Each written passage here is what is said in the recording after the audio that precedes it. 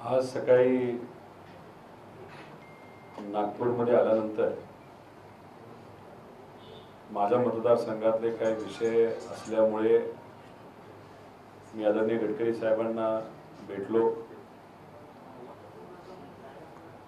त्याच्याच बरोबर अनिल देशमुख साहेबांच्या घरी गेल्यानंतर काही पदाधिकारी कार्यकर्त्यांची चर्चा तिथे झाली व अनिल देशमुख साहेबांबरोबर त्यांच्या भागामध्ये एका धनगर समाजाच्या मुलावर अन्याय झाला होता आणि अन्याय सहन न झाल्यामुळे त्या युवाने आत्महत्या केली होती।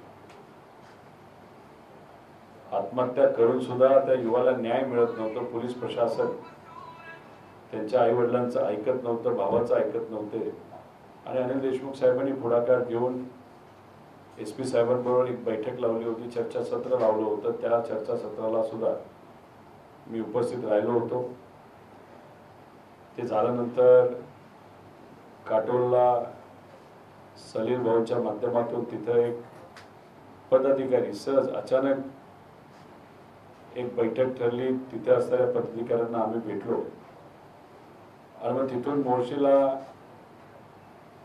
देशमुख साहेबांच्या हर्षवर्धन देशमुख साहेबांच्या मार्गदर्शनाखाली तसंच महाविकास आघाडीचे सर्व जिल्हा प्रमुख यांच्या उपस्थितीमध्ये संगीताताई सुद्धा तिथं उपस्थित होत्या। एक संवादाचा कार्यक्रम तिथं असणाऱ्या कार्यकर्त्यांबरोबर ठेवला होता।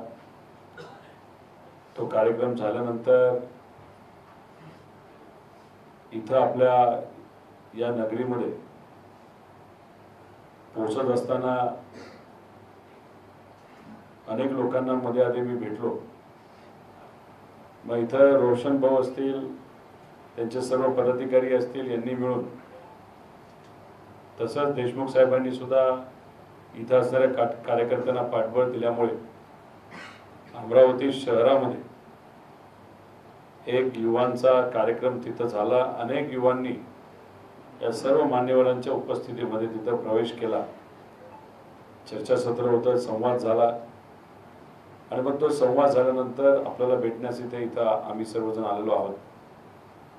हा जो दौरा होता तो काही प्रमाणात पार्टीचा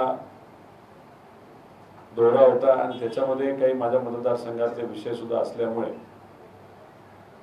इथे येऊन फक्त कार्यकर्त्यांशी संवाद साधायचा, चर्चा करायची, त्यांच्या अडचणी समजून घ्यायच्या या हेतूतून खरं तर आम्ही आलो होतो। आणि पण इथं आल्यानंतर इथं असणाऱ्या कार्यकर्त्यांचा जो उत्साह आहे तो खूप जबरदस्त आहे। लोकसभा इलेक्शन झाल्यानंतर एकतर लोकसभेच्या काळामध्ये सुद्धा सर्व मित्रपक्षांनी आपल्या संयुक्त उमेदवारांचं खूप चांगल्या पद्धतीचं काम तिथे केलं आणि निकाल लागल्यानंतर एक वेगळी ऊर्जा इथं असणाऱ्या कार्यकर्त्यांमध्ये आपल्याला दिसते। अनेक चांगले प्रवेश तिथं होत आहेत आणि इथं आल्यानंतर जेव्हा मी संवाद साधला या सर्व कार्यकर्त्यांची, तो उत्साह मला जाणवला। हे खऱ्या अर्थाने स्वागत करण्यासारखी गोष्ट आहे। शेवटी जेव्हा पार्टी कॅडर चार्ज होतं तेव्हा त्यांच्या अपेक्षाही विधानसभेसाठी जास्तीत जास्त सीट आपल्याला मिळाव्यात या हेतूतून अनेक कार्यकर्त्यांनी मागण्या सुद्धा तिथे केलेल्या आहेत। आमची जबाबदारी असते, निर्णय घेणारे आमचे मोठे नेते असतात, त्याच्यामध्ये जयंत पाटील साहेब असतील, पवार साहेब असतील, अनिल देशमुख साहेब आहेत आणि म्हणजे महाविकास आघाडी म्हणून आम्हाला निर्णय घ्यायचा असतो तेव्हा तिथं काँग्रेसचे नेते उद्धव ठाकरे साहेब या सर्वांची मिळून कुठली उमेदवारी कुठल्या पक्षाला मिळेल आणि कुठल्या पक्षाला मिळत असेल तर कुठल्या व्यक्तीला मिळेल अशा प्रकारची चर्चा नंतरच्या काळामध्ये होईल। तर या कार्यकर्त्यांचा जो कुठला संदेश असेल तो घेऊन मी असेल, सलील भाऊ असतील, तसंच अनिल देशमुख साहेब तर नेहमी संवादात असतात, चर्चेत असतात। आम्ही सर्वजण आदरणीय पवार साहेबांच्या कानावर इथं असणाऱ्या कार्यकर्त्यांचा उत्साह आणि त्यांचं म्हणणं हे नक्कीच तिथं मांडू, एवढंच या ठिकाणी आपल्या सर्वांना सांगतो। धन्यवाद।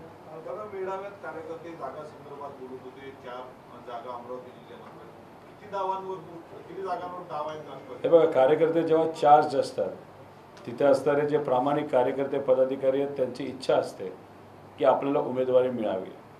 उमेदवारी मिळाल्यानंतर त्या तालुक्याचं त्या मतदारसंघातलं जे कॅडर आहे ते अजून चार्ज होतं. मग उद्या जर महानगरपालिका जिल्हा परिषद याच्यामध्ये मदत होत असते. त्या अनुषंगाने इथं असणाऱ्या कार्यकर्त्याने 4 जागेची मागणी तिथे केलेली आहे. पण शेवटी ही कार्यकर्त्यांची मागणी आहे. हे सर्व प्रामाणिकपणे त्यांचा आवाज पवारसाहेबांपर्यंत पोहोचावा यासाठी ते प्रयत्न करत आहेत. जेव्हा जयंत पाटील साहेब या भागामध्ये आले होते तेव्हा सुद्धा त्यांच्या कानावर इथं असलेल्या पदाधिकारी कार्यकर्त्यांनी त्यांच्या मागण्या टाकलेल्या आहेत. आता ही चर्चा जी आज कार्यकर्त्यांबरोबर झाली ती चर्चा आमच्या नेत्यांबरोबर आम्ही करून अनिल देशमुख साहेब तर संवाद करतच आहेत मोठ्या नेत्यांबरोबर, तर त्यांच्या कानावर टाकू. याच्यात इतर मित्रपक्षांना विश्वासात घेऊन आपल्याला किती जागा मिळतील हे आज नाही पण येत्या काळामध्ये नक्कीच सांगता येईल. महाराष्ट्रामध्ये काही ठिकाणी आम्हाला माघार घ्यावी लागेल, काही ठिकाणी आमच्या मित्रपक्षाला माघार घ्यावी लागेल. पण इथं कुठलाही वाद पुढे न आणता संवाद योग्य पद्धतीचा करू. जो कुठला उमेदवार निवडून येऊ शकतो, तिथं कुठल्या पार्टीची ताकद आहे, या सगळ्या गोष्टी बघूनच तिथं उमेदवारी दिली जाईल. आमच्या नेत्यांच्या माध्यमातून एवढंच या ठिकाणी सांगतो. आजपर्यंत अमरावतीचा इतिहास पाहिला तर राष्ट्रवादीला तेवढं भरीव यश मिळालं किंवा तिथे उमेदवारी दिलेली, यावेळी परिस्थिती वेगळी आहे. सहसा आपण जेव्हा लढतो, जेव्हा केव्हा लढलेलो आहोत तेव्हा आपण मित्रपक्षाबरोबरच लढलेलो आहोत. मधला एखाद म्हणजे जेव्हा राष्ट्रवादी फॉर्म झाली होती तो काळ सोडला तर. पण तुम्ही जर बघितलं तर इथं जी नगरपालिका आहे त्याच्यावर सुद्धा आपल्या विचाराचा नगराध्यक्ष होता, महापौर होता, खासदार पण आपल्या विचाराचा त्यावेळेस तिथं होते. त्याच्याच बरोबर जे काही विदर्भ विकास महामंडळ आहे त्याचे सुद्धा प्रमुख आपलेच होते. पण तुम्ही म्हणता तसं आमदारकीच्या बाबतीत कदाचित तेवढं यश मिळालं नाही असं आपल्याला म्हणावं लागेल. पण आजची परिस्थिती बघता तर वातावरण हे महायुतीच्या विरोधात आहे आणि मित्रपक्ष महाविकास आघाडींची जर ताकद आपल्याला मिळाली तर इथं खूप चांगलं यश विदर्भामध्ये असेल, हे आपल्या पक्षाला सुद्धा येऊ शकतं असं आम्हाला वाटतं. पण शेवटी आम्हाला आमच्या मित्रपक्षाला सुद्धा विश्वासात घ्यावं लागेल. दादा, तुम्ही 4 जागांची मागणी केली, 4 जागा कोणत्या आणि दरवेळेस बडनेर हा मतदारसंघ राष्ट्रवादीच्या गोट्यात, त्यांना तुम्ही प्राधान्य द्याल का यावेळेस? आता याच्यामध्ये प्राधान्य 100% आम्ही तिथं देऊ. याच्यामध्ये आता जे कुठले तिथले आमदार आहेत त्यांच्याबद्दलची नाराजगी खूप मोठ्या प्रमाणात आहे असं एक जाणवलं. ते पत्रकारांकडनं जाणवलं, कार्यकर्त्यांकडनं जाणवलं, लोकांकडनं जाणवलं. लोकसभेला लोकांनी निर्णय हा खासदाराच्या विरोधात दिलेला आपण सर्वांनी बघितलेला आहे. इथं आल्यानंतर लोकांची जी चर्चा आहे की इथले जे नेते आहेत, जे आमदार आहेत, त्यांचं लक्ष जमिनीवर जास्त असतं, व्यवसायावर जास्त असतं आणि कुठेतरी लोकांचं मत आलं की दिवाळी आली की फक्त शिधा तिथं वाटला तर होऊन जातं, साड्या वाटल्या तर होऊन जातं. पण लोकसभेमध्ये आपण बघितलं की पैसा मोठ्या प्रमाणात वाटून सुद्धा इथला भाजपचा उमेदवार हारलेला आहे. त्यामुळे विधानसभेमध्ये सुद्धा अशाच पद्धतीची परिस्थिती असू शकते. त्याच्याचबरोबर अजून जे 3 मतदारसंघाची जी मागणी झाली त्याच्यामध्ये 2 ग्रामीणचं आणि 1 शहरचं आहे. आता ठीक आहे, आम्ही आता आमच्या नेत्यांशी बोलून त्या बाबतीत काय करायचं हे ठरवून आपल्या सर्वांना नक्कीच लवकरात लवकर आणि ते सुद्धा पहिल्या सप्टेंबरच्या म्हणजे पहिल्या आठवड्यामध्ये सप्टेंबरच्या आधी काहीतरी योग्य असा निर्णय घेतला जाईल असं मला आश्वासित करायला आवडेल. काही या जिल्ह्याचे आहेत, काही बाहेरचे सुद्धा आहेत. इतर जिल्ह्यातले सुद्धा काही पदाधिकारी इथं आलेले आहेत जे जयंत पाटील साहेब पवार साहेबांना नेहमी भेटत असतात, मलाही भेटत असतात. या भागामध्ये आल्यानंतर युवा संघर्ष यात्रेमध्ये या भागातून मी गेलेलो आहे. अनेक युवा तिथून गेले होते आणि तेव्हा काही लोकांची ओळख झाली होती. त्यात काही नवीन उमेदवार नाही ते इच्छुक सुद्धा आहेत. त्यामुळे आज मी इथं आलोय. त्यामुळे विदर्भाच्या कानाकोपऱ्यातून तिथं आलेले आहेत. अमरावतीत 8 मतदारसंघ आहे, त्यापैकी अमरावतीत जे आज तुम्हाला सर्वत्र चांगला उत्साह मला सवरीत तर सगळीकडेच चांगला उत्साह आहे. एक फक्त मी आपल्याला जिथं जो मतदारसंघ आहे त्याचं नाव सांगितलं. बाकी 3 जे आहेत त्याच्यातले 2 ग्रामीण आहेत आणि तिथून सुद्धा खूप चांगला उत्साह आणि इच्छा तिथं असणाऱ्या लोकांची आम्हाला जाणवली. बडनेरा मतदारसंघावर आज फोकस दिसला बैठकीच्या माध्यमातून. त्या ठिकाणी शिवसेनेनं देखील दावा केलेला, मागील वर्षी तिथे निवडणूक लढवलेली होती शिवसेनेने, आता देखील 3 ते 4 उमेदवार त्यांची इच्छुक आहे. नाही, आता बघा ना, म्हणजे आमचे सुद्धा 2 ते 3 उमेदवार तिथे इच्छुक आहेत, त्यांचे 3 ते 4 आहेत. आता शहरामध्ये ही बैठक झाली, त्यामुळे टार्गेट हे शहरातलेच आमदार तिथं झालेले आपण सर्वांनी बघितले. शहराध्यक्ष होते, युवा होते, विद्यार्थी हे बहुतांश शहरातले होते आणि जे ग्रामीण भागातले इच्छुक होते ते फक्त तिथं उपस्थित होते. त्यामुळे शहरात ही बैठक झाल्यामुळे टार्गेटसुद्धा होताना शहराचेच आमदार तिथं झालेले आपण सर्वांनी बघितले. आता याच्यात आपण शिवसेना पण इच्छुक आहे. सगळेच शेवटी असे काही मतदारसंघ आहे विदर्भातले, मराठवाड्यातले, जिथं काँग्रेसचे आमदार आहेत पण आम्ही इच्छा वर्तवली आहे. काही ठिकाणी जसं माझाच मतदारसंघ घ्या, तिथं असणाऱ्या काँग्रेसच्या आमदारांना तिथं जे तालुका अध्यक्ष आहेत त्यांनी तिथून उमेदवारी आम्हाला मिळावी काँग्रेसला माझ्या मतदारसंघामध्ये अशी इच्छा दर्शवली आहे.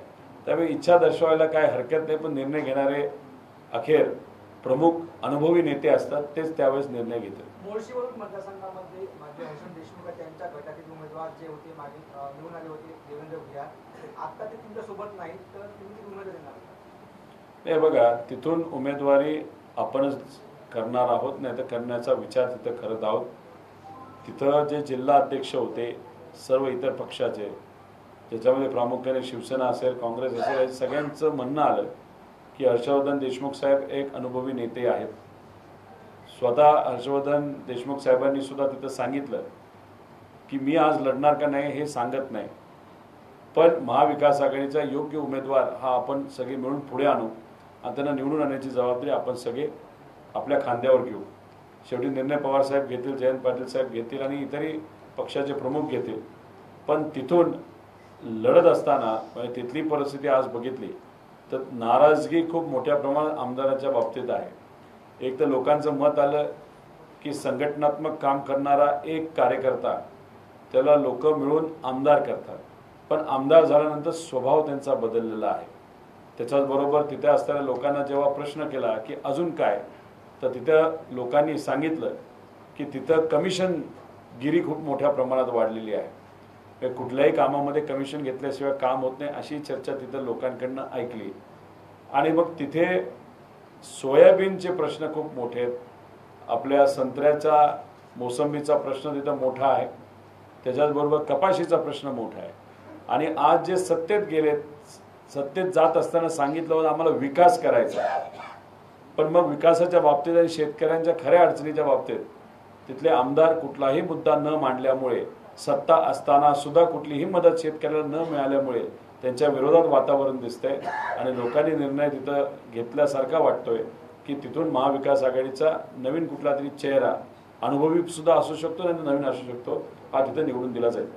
दादा, बच्चू कडू यांनी अनेक दिवसापासून एक वेगळी भूमिका घेतलेली आहे की कोणती निवडणूक मुद्द्यावर होत नाही, शेतकरी, शेतमजूर, जे कष्टकरी यांच्या मुद्द्यावर कधी निवडणूक, त्यामुळे मी एक स्वतःची आघाडी म्हणजे तिसरी आघाडी स्थापन करणाऱ्या या भूमिकेत सध्या तरी तुम्ही कसं पाहता? याचा फटका महायुतीला बसेल का महाविकास? माझं एकच मत आहे. याला जोडून प्रश्न असा आहे की नुकतीच बच्चू कडू यांनी शरद पवार साहेबांची आणि सुप्रियातांची भेट सुद्धा घेतली, त्यांना तुम्ही आघाडीत आणण्यासंदर्भात काही विचार करावा? हे शेवटी निर्णय घेणारे पवार साहेब आहेत, जे आमच्या पक्षाचे प्रमुख आहेत. त्याच्याचबरोबर प्रहारचे प्रमुख हे बच्चू कडू साहेब आहेत, त्यामुळे निर्णय ते दोघं तिथे घेतील. पण माझी विनंती एक नागरिक म्हणून एवढीच आहे की याच्या आधी लोकसभेला 2014ला 19ला आपण एक गोष्ट बघितलेली, असे काही पक्ष त्यांचे उमेदवार उभे करतात, सांगतात आम्ही संविधानाच्या बाजूने आहोत, आम्हाला संविधान वाचवायचं आहे, पण होतं असं की त्यांचे उमेदवार जिथे जिथं उभे राहतात, मतं जी ते घेतात त्याचं नुकसान हे पुरोगामी पक्षाला जास्त होतं, म्हणजे काँग्रेस, राष्ट्रवादी अशा पक्षांना जास्त नुकसान होतं. पण ती गोष्ट 2024ला लोकसभेला लोकांनी जाणून घेतली आणि मग तसं चुकीचं काही होणार नाही याची दक्षता सुद्धा घेतली. आता याच्यामध्ये वंचित बहुजन आघाडी असेल पक्ष, त्याच्याचबरोबर राज ठाकरे साहेबांना सुद्धा त्यांच्या वक्तव्यावरनं असं वाटतं की भाजपनं त्यांना घोड्यावर बसवलेलं आहे आणि मग उद्या जाऊन तेही म्हणतात की आम्ही सगळीकडे उमेदवार उभे करू. आणि मग असं जर केलं तर कदाचित भाजपचं समीकरण असं दिसतंय की उद्धव ठाकरे साहेबांच्या पक्षाचं मतदान 1000, 2000, 500, 600 कारण तेवढेच मनसेला मतदान मिळेल सगळीकडे उभे केले तर तेवढं तिथं मतदान हे उद्धव ठाकरे साहेबांच्या पक्षाचं हे कदाचित मनसे खाईल आणि त्याचा फायदा भाजपला होईल. हे जे काही विचार चाललाय नाही तर चर्चा चालू आहे ती फक्त प्रहारच्या बाबतीत व्हायला नको याची दक्षता ही तिथं बच्चू कडू साहेबांनी घ्यावी एवढीच विनंती नागरिक म्हणून करतो.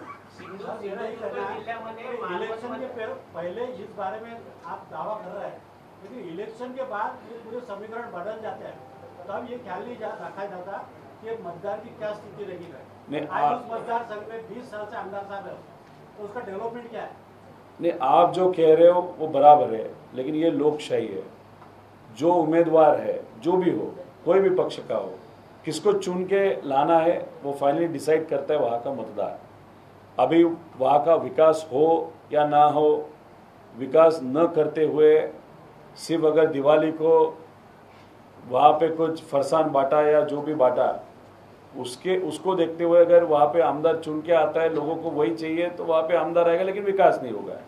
और दूसरी बात जो समीकरण की बात आप कर रहे हो इलेक्शन के पहले और बाद में अभी लास्ट 5 years में अगर आप देखो तो इतना सारा बदल वहाँ पे लोगों ने देखा है तो अभी लोग भी सोच समझ के ही वहाँ पे मतदान करेंगे. कभी लोगों को ऐसा नहीं लगा था कि मराठी अस्मिता प्रोटेक्ट करने के लिए जो शिवसेना पक्ष आदरणीय बाळासाहेब ठाकरे साहब ने जो चालू किया था वो टूट जाएगा, किसी ने नहीं सोचा था. अभी किसी ने ये भी नहीं सोचा था कि पवार कुटुंब भी टूट जाएगा और राष्ट्रवादी भी टूट जाएगी. लेकिन 5 साल में इतना सारा बहुत कुछ हो गया है कि लोग अभी चुनाव में मतदान करते वक्त जो उम्मीदवार है उसके बारे में बहुत कुछ स्टडी करते हुए वहाँ पे मतदान करेंगे और वहाँ पर ऐसी चीज़ न हो इसकी जो जिम्मेदारी या जो एक प्लानिंग होता है या जो क्या मतलब चला प्रिकॉशन इंग्लिश में अगर बात करें तो वो मतदार लेगा ऐसे हम सबको लगता है. लोकसभेमध्ये जर पाहिलं तर यावेळी खूप चांगलं मतदान जे आहे ते महाविकास आघाडीत पडलेलं आहे. इथून मागणी होत आहे की अल्पसंख्याकांना उमेदवारी मिळणार का म्हणून इथे आपण पण इच्छुक राहणार का अल्पसंख्याक उमेदवार देण्यासाठी? शेवटी ज्या ज्या उमेदवाराची मागणी आहे तो कुठल्याही समाजाचा असू शकतो कुठल्याही धर्माचा असू शकतो. उमेदवारी चांगली असेल निवडून येऊ शकतो ताकद असेल आणि जर सगळ्याच मित्रपक्षाला असं वाटत असेल की नाही हा 100% आपल्याला निवडून येऊ शकतो नाही तर याला ताकद आपण दिली असेल तर अशी जर एखादी डिमांड असेल तर ती डिमांड आम्ही वरती पोहोचू आणि मग पक्षश्रेष्ठी तिथं निर्णय घेतील. पण आपल्याला काय पाहिजे निवडून येणारा उमेदवार पाहिजे आणि मग तसा एखादा उमेदवार आपल्याला कुठल्याही समाजाचा धर्माचा मिळाला तर मग महाविकास आघाडी तर पुरोगामी विचाराची आघाडी आहे. त्याच्यामध्ये भेदभाव आपण कधी तिथं करत नाही आणि ही संतांची भूमी आहे. खरं तर गेल्या काही वर्षांमध्ये इथं जे काही 2 समाजामध्ये वाद निर्माण करण्याचा प्रयत्न राजकीय पोळी भाजण्यासाठी काही लोकांनी केला असावा. खरंच वाईट वाटतं एवढ्या पवित्र भूमीमध्ये अशा पद्धतीने द्वेष तिथं केला जातो. एखादी घटना बांगलादेशमध्ये घडती त्याचा विरोध त्याचा निषेध आपण करतो पण मग महाराष्ट्रामध्ये फक्त तिथं हिंदू मुस्लिम नाहीतर हिंदू बचाव आक्रोश मोर्चे काढले जातात. बांगलादेशचं उदाहरण तिथं पुढे आणून मग गुजरातमध्ये असे का होत नाहीत आंदोलनं, उत्तर प्रदेशमध्ये का होत नाही का तिथे इलेक्शन नाही म्हणून होत नाही. महाराष्ट्रामध्ये इलेक्शन आहे म्हणून इथं तुम्ही मोर्चे काढता. इथं येऊन तुम्ही म्हणता हिंदू खतरे में पण आता केंद्रात आणि राज्यात जर भाजपचं सरकार असेल तर मग हिंदू खतरे में कसा असू शकतो. मग हा मुद्दामून वाद हिंदू मुस्लिमचा ओबीसी मराठाचा या महाराष्ट्रामध्ये फक्त इलेक्शन डोळ्यासमोर ठेवून सत्तेत असणाऱ्या लोकांच्या माध्यमातून केला जातोय त्यांच्या संघटनेच्या मदतीने केला जातोय असं आमचं ठाम मत आहे. माननीय शरद पवार साहेबांना केंद्र सरकारने हेल्पलेस सिक्युरिटी दिलेली आहे ती योग्य आहे की अयोग्य आहे? साहेबांनी ती काही स्वीकारलेली नाही. साहेबांनी त्याच्यावर स्वतःचं मनोगत तिथे व्यक्त केलेलं आहे. सिक्युरिटी कधी कधी कशासाठी दिली जाते एक समजून घ्या. एक जर खरंच कुठेतरी एखादी थ्रेट आहे आणि त्या थ्रेटचा अभ्यास एक समिती करते आणि त्यांना वाटलं तर नाही या व्यक्तीला आपल्याला Z+ सिक्युरिटी द्यावी लागेल तर ती दिली जाते. पण ती देत असताना त्या मोठ्या नेत्याला सांगितलं जातं की तुम्हाला का ती सिक्युरिटी दिली जाते, आणि त्याचं खरंच योग्य असं युक्तिवाद तिथं झाला असेल तर मग नेता स्वीकारायचं का नाही स्वीकारायचं तो त्यांचा तिथं निर्णय असतो. पण दुसरी बाजू अशी आहे की इलेक्शनच्या तोंडावर जर तिथं सिक्युरिटी दिली जात असेल तर कोण भेटतंय, किती वाजता भेटतंय, कोण कोण येत आहे त्यांच्याबरोबर, अजून बरंच काय.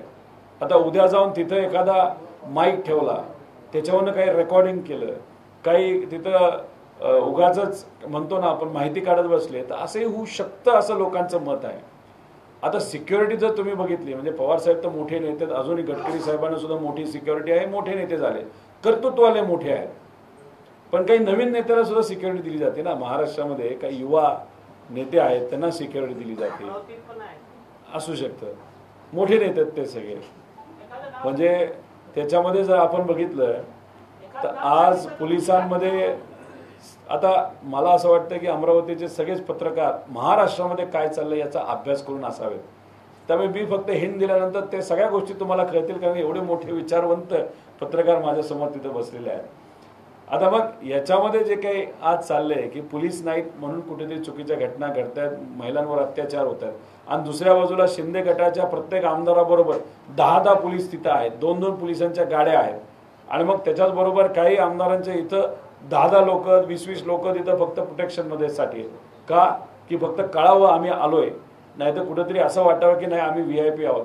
असं असेल तर त्यांनी गिव्हअप करावी आणि ती सिक्युरिटी अख्खी सामान्य लोकांच्या भल्यासाठी वापरली जावी असं आमचं मत आहे. दादा, काल शिंदे गटाच्या एका पदाधिकाऱ्यांनी आरोप म्हटलं महिलांना बंदुका द्या, आम्ही याकरता CM आणि DCM कडे मागणी करणार, त्याबद्दल तुमचं काय म्हणणं आहे? मग ह्याच्यामध्ये एकच समजावं लागेल की आमदारालाच आता असं वाटायला लागलंय, नाहीतर माजी खासदाराला सुद्धा ते सुद्धा सत्तेतल्या लोकांना असं वाटायला लागलंय की महिला सुरक्षित नाही त्या महाराष्ट्रामध्ये. पदाधिकारी आहेत ना, म्हणजे मोठे नेते आहेत ना. नाही तुम्ही परवानगी द्या, मी बंदूक घ्यायला तयार आहे. म्हणजे त्याचा अर्थ 3,000 कोटींचा खर्च अमरावतीचा बंदुका दिल्या जातात. तेवढे पैसे आहेत त्यांच्याकडे. आज सत्तेत जे आहेत त्यांच्याकडे सगळ्यांकडे खूप पैसा आहे. पहिले ते राष्ट्रवादीमध्येच होते ते. आमच्याकडे त्यांना पैसा खाता आला नाही म्हणून आता ते शिंदे गटामध्ये गेलेले आहेत. म्हणून म्हणतोय ना आता ते कुठे आता शिंदेचं सरकार कधी आलं या महाराष्ट्रामध्ये? आता आलं. आणि 50 ते सांगतोय तुम्हाला 50 खोक्याची चर्चा पूर्वी होती का? आत्ता सुरू झाली. आता ही जी व्यक्ती आहे बंदूक मागणारी ती आत्ता पलीकडे गेली आहे ना. आता तिथं गेल्यानंतर खोके बिके बघितल्यानंतर त्यांचं डोकं चक्रून गेलं असेल आणि मग त्यांना असं वाटायला लागलं तर पैशाचा वापर कुठेही करावा. पण महत्वाचं काय, सत्तेत असणाऱ्या एका पदाधिकाऱ्यांनी सांगितलंय की आमची माता भगिनी इथं धोक्यात आहे आणि त्या मातेच्या हातामध्ये बंदूक तिथं द्यावी. म्हणजे सत्तेत असणाऱ्या लोकांना सुद्धा या सरकारवर आता महिला सुरक्षिततेच्या बाबतीत विश्वास राहिलेला नाही. सर आप एक बड़ा नेता है, मेरा ऐसा कहना है कि जो आपने गठबंधन किया है उसमें आपकी पार्टी के जो सक्रिय कार्यकर्ता है उस पर अन्याय नहीं हो रहा है? अन्याय नहीं हो रहा, अन्याय हो रहा है ऐसा आपको लगता नहीं? देखो मैं इतना ही बोलूंगा, आप पत्रकार हो, हम राजनीति करने वाले लोग हैं, पार्टी हमारी है तो हम डिसाइड करेंगे ना. वो नेता डिसाइड करेगा, हम डिसाइड करेंगे. हमारे पक्ष प्रमुख नेता सीरियसली अन्याय हो रहा है कि नहीं हो रहा है वो अभी हम डिसाइड करेंगे पार्टी करके.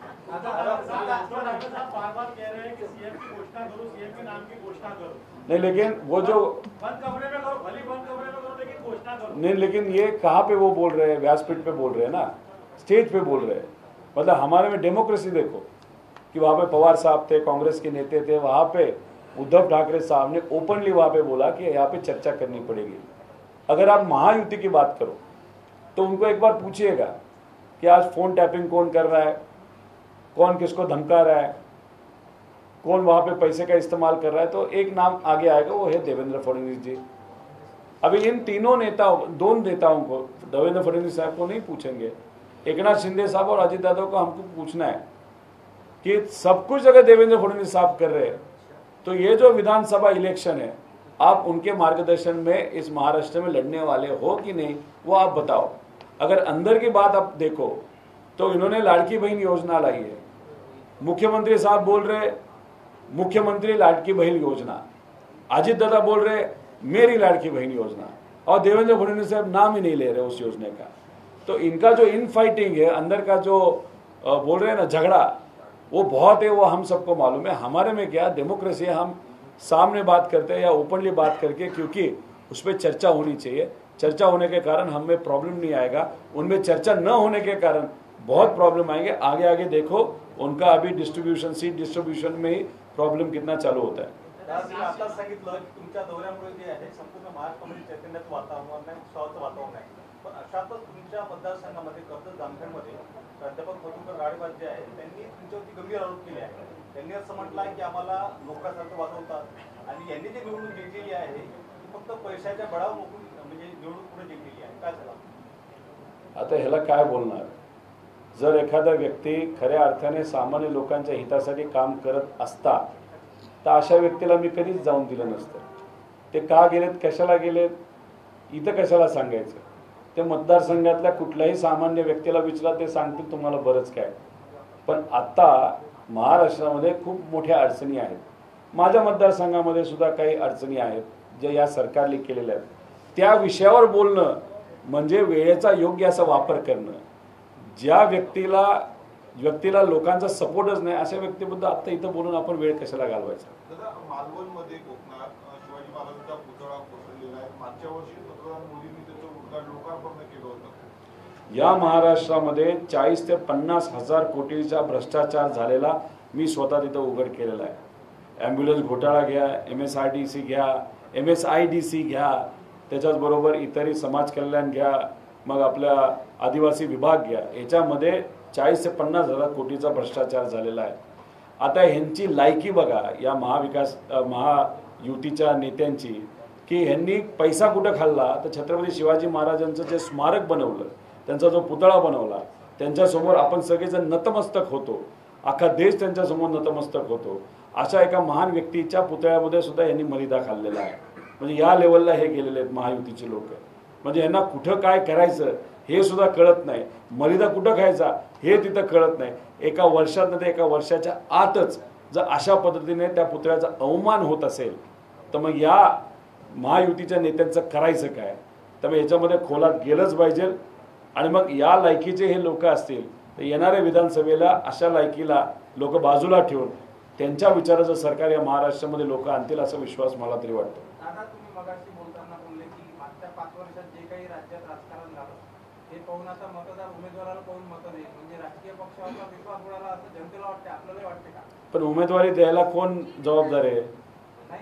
नाही, हे बघा, ज्याला चिन्ह नको आहे तर अपक्ष लढेल। असे 288 पैकी अहो ऐका ना, मीच ते बोलतोय, किती ठिकाणी अपक्ष लोक उभे राहतात। म्हणजे व्यक्ती सुद्धा महत्वाचा आहे आणि पार्टी सुद्धा महत्वाची। पार्टीसाठी कशासाठी महत्वाची आहे की विचारसरणी तिथं कळते। व्यक्ती कशासाठी महत्वाची आहे ती आपली परिचयाची आहे का, आणि दोन्हीचं कॉम्बिनेशनमुळेच माणूस निवडून आणला जातो। आणि या दोन्ही कॉम्बिनेशनकडे लोक बघतील आणि व्यक्तीला निवडून देतील।